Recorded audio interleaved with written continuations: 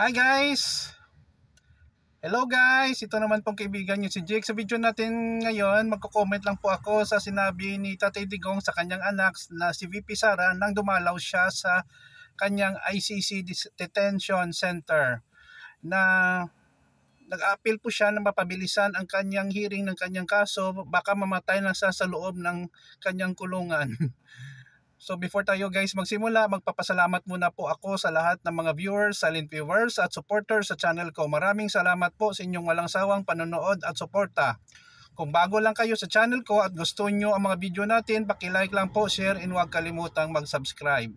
Guys, magpapasalamat muna po ako sa lahat ng mga bagong subscribers natin. Shout out sa inyo kung saang panig ng mundo kayo. Maraming salamat po sa inyong panonood at suporta. Medyo lumalaki na po ang ating subscribers at natutulungan nyo po ako sa income ko po sa YouTube. Kahit paano lumalaki, bumababa din, pero at least araw-araw po ay kumikita siya kahit maliit lang po guys. No? I really appreciate your support. Sa isang pahayag, sa isang news nga nabasa ko dito sa internet, nagpahayag si Tatay Digong na gusto niya mapabilisan ang paglilitis ng kanyang kaso. Baka mamatay na daw siya sa loob ng piitan doon sa The Hague, the Netherlands. Agree ako po dyan mga guys, kasi si Tatay Digong ngayon is already 80 years old. Normally, ang paglilitis sa The Hague guys, no, pinakamaikli is 3 taon. He will be turning 83. Ang pinakahaba, 8 years, 88. Guys, sa tingin nyo ba makaabot pa yan dyan si Tatay Digong sa ganun edad? Medyo delikado na po kasi may edad na siya. So sa kanya lang, kung malitis siya at mawalang sala siya, makalabas siya. Kung guilty siya, okay, doon na sa siguro sa piitan mamatay. Natandaan ko kasi si Tatay Digong, sabi ni Senator Bongo, hindi siya sanay na mag-isa.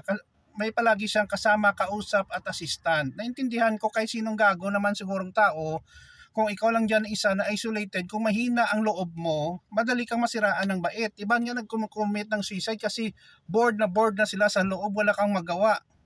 Hindi ka naman pwede makalabas. May limit din ang number of hours or sino lang pwedeng tatanggapin, no, na bilang bisita, no, sa pagdalaw sa inyo, no. So naintindihan ko talaga ang sentiments ni Tatay Digong. Lagay natin si Tatay Digong ay hindi perpektong tao. May mga kasalanan sa palamura minura niyang Diyos, marami siyang kaaway, pero sa good side niya guys, si Tatay Digong is a fighter, may prinsipyong tao guys, no. Hindi naman napanutan na nagnakaw sa kaban ng bayan. Sana po ang hiling ko lang na mapabilis din ang paglilitis ng kanyang kaso para hindi na rin mahirapan si Tatay Digong. Kung wala siyang sala, i-release siya, ibalik siya dito ng ICC sa Pilipinas. Kung may kasala, ikulong. Yun lang po guys, no. Kung may comment kayo sa video natin ngayon, paki-comment lang po sa comment section ng ating video. Maraming salamat po sa inyong pakikinig at walang sawang pagsubaybay sa Jake Pomperada channel. Mahal ko kayo guys, ingat po tayo palagi, mahalin natin ang Diyos, mahalin natin ating bansa. God bless us, see you in the next video. Ito naman pong kaibigan nyo si Jake, paalam!